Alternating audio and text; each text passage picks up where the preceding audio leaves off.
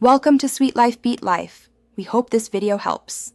You start now, cut power at the breaker and verify no voltage with a tester. Safety first. You'll remove the existing fixture, expose the box, and identify black line, switched hot load, white neutral, and ground. Once identified, mount the motion sensor base to the electrical box so the wiring stays organized. Make sure to leave about 6-8 inches of slack for neat wire nuts. This prepares the circuit for correct connections and prevents strain on terminals. Now you make the key connections. Connect the sensor black lead to the incoming hot line so the sensor receives power, then connect the sensor red lead to the fixture's switched hot load so it controls the light. Tie the sensor white into the neutral bundle to complete the circuit. This is often required for electronic sensors.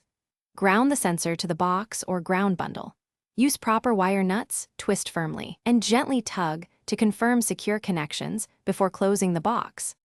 With wiring secured, restore power at the breaker and watch the sensor's LED or self-test sequence. This confirms it's receiving power. Walk test the detection zone and adjust sensitivity, range, and time delay so the light behaves as you need. Make sure the sensor lens is aimed properly and the fixture cover is reinstalled. If the light fails to operate, switch power off and recheck the line connection, neutral continuity, and tightness of wire nuts, loose line or missing neutral. Thanks for watching. Consider subscribing if we helped you.